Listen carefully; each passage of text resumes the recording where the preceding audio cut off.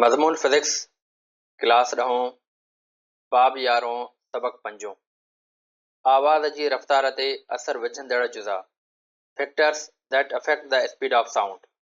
अस्सलाम वालेकुम प्यारा ॿारो, सिंध ऑनलाइन स्कूल में भलीकार। मां आहियां सनौल अहमद।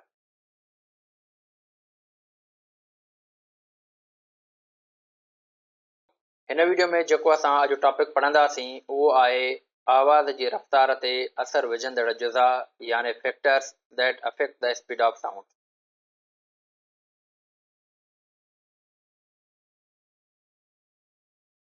तो प्यारा ॿारो, हिन लेक्चर खां पहिरीं असीं सम्झोसीं त स्पीड ऑफ साउंड जेका आहे उहा सॉलिड में, लिक्विड में ऐं गैस में जेको आहे कहिड़े नमूने सां ट्रेवल करे थी ऐं उन में जेको आहे त स्पीड ऑफ साउंड जेका आहे उहा सॉलिड में केतिरी आहे, लिक्विड में ऐं गैस में केतिरी आहे। ऐं हींअर हिन वीडियो में असां सम्झंदासीं त कहिड़ा जुज़ा आहिनि, कहिड़ा फैक्टर्स आहिनि जेके स्पीड ऑफ साउंड ते इफेक्ट करनि था, ठीकु आहे, असर विझनि था। हिते जेकॾहिं असां फैक्टर्स जी ॻाल्हि कयूं त कहिड़ा कहिड़ा फैक्टर्स आहिनि जेके असांजे बुक में ॾिना विया आहिनि। There are 2 factors that affect the speed of sound. हाणे उहे 2 फैक्टर कहिड़ा आहिनि? हिकिड़ो आहे टेम्परेचर ऐं ॿियो असांखे ॾिनो वियो आहे ह्यूमिडिटी।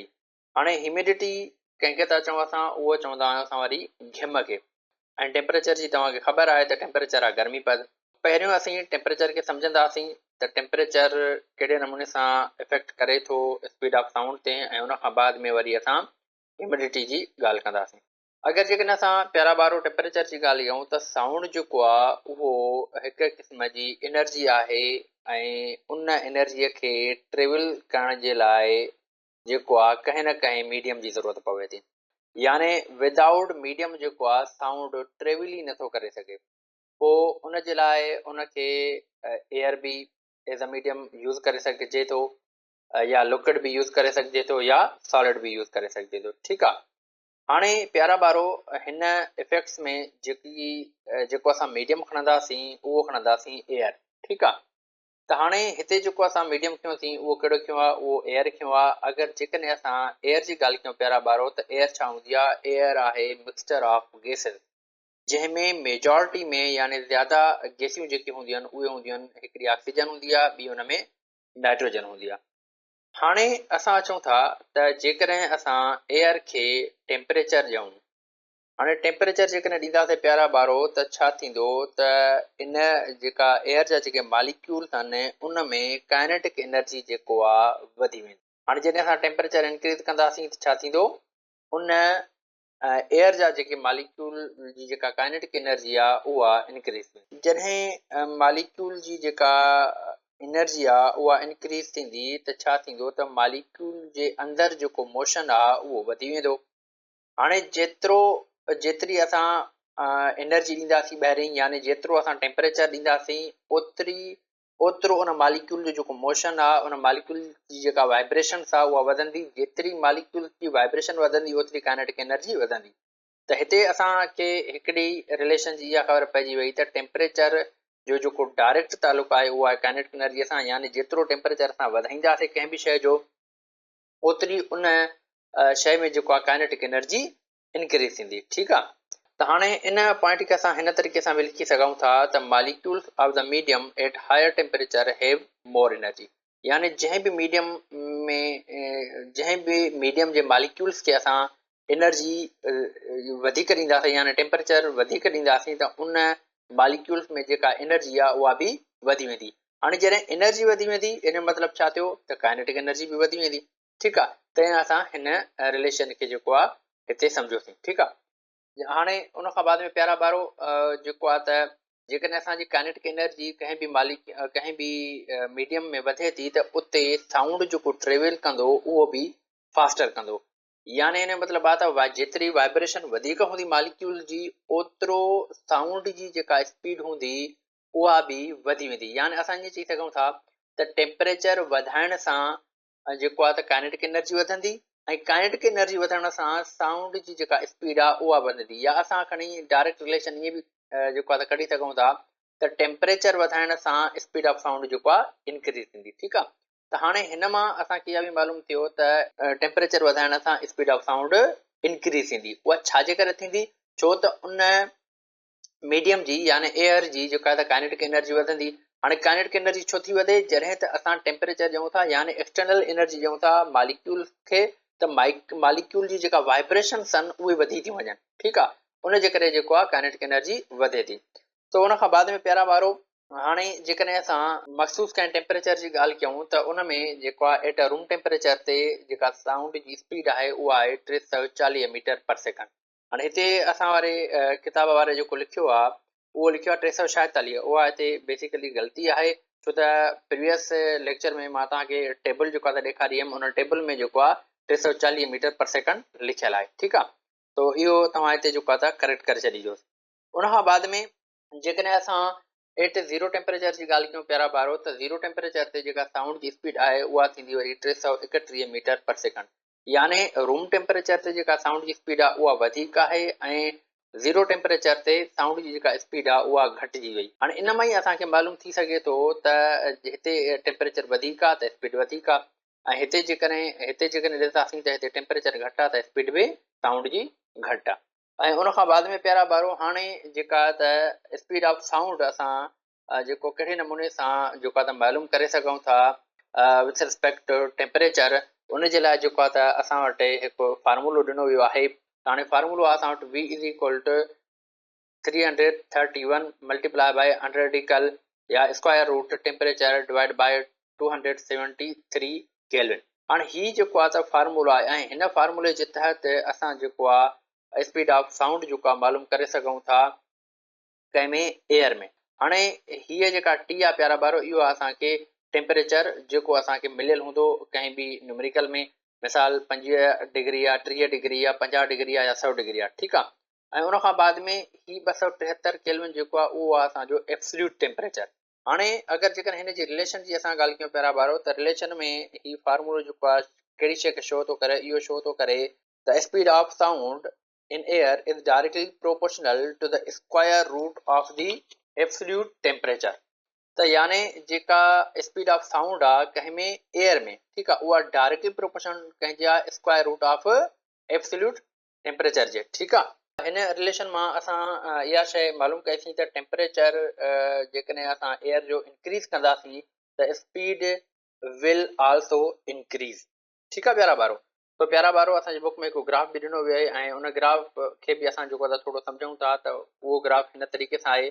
मथां जेको आहे त स्पीड ऑफ साउंड आहे ऐं हेठां जेको आहे त टेम्परेचर आहे। ठीकु आहे, हाणे हिते हिन तरफ़ जेको आहे टेम्परेचर असांजो इंक्रीज़ थींदो थो वञे ऐं हिन तरफ़ वरी असांजी जेको आहे साउंड जी जेका स्पीड आहे उहा इंक्रीज़ थींदी वञे। त हाणे जेकॾहिं तव्हां ॾिसो प्यारा ॿारो, त जीअं टेम्परेचर इंक्रीज़ थो थींदो वञे तीअं जेको आहे त स्पीड ऑफ साउंड बि इंक्रीज़ थींदी वञे ऐं असांजो जेको ग्राफ आहे उहो स्ट्रेट लाइन में थो ठहे। ठीकु आहे, तो प्यारा ॿारो, जॾहिं बि ग्राफ तव्हांजो जेको आहे स्ट्रेट लाइन में ठहे त इहा ॻाल्हि तव्हां सम्झी छॾियो त उहा जेका रिलेशन आहे उहा डायरेक्ट रिलेशन आहे। ठीकु आहे, त यानी हिकिड़ी शइ वधे थी त उन सां गॾो गॾु ॿी बि शइ जेको आहे वधे थी। ठीकु आहे, अगरि जेकॾहिं हिकिड़ी शइ घटि बि त उनजी जॻह ते उन जे बरक्स जेको आहे ॿी बि शइ घटि बि। ठीकु आहे, यानी ॿिन्ही जी डायरेक्ट रिलेशन आहे। त हिते असां ऑलरेडी रिलेशन खे डिस्कस करे आयासीं ऐं हिन फार्मूले में बि असां रिलेशन खे डिस्कस करे आयासीं ऐं हिन ग्राफ जे तहत बि असां जेको आहे त सम्झी सघूं था speed of sound in air ऐं उन खां बाद में टेम्परेचर जी जेका रिलेशन आहे उहा छा आहे? उहा जेको आहे डायरेक्ट आहे। ठीकु आहे,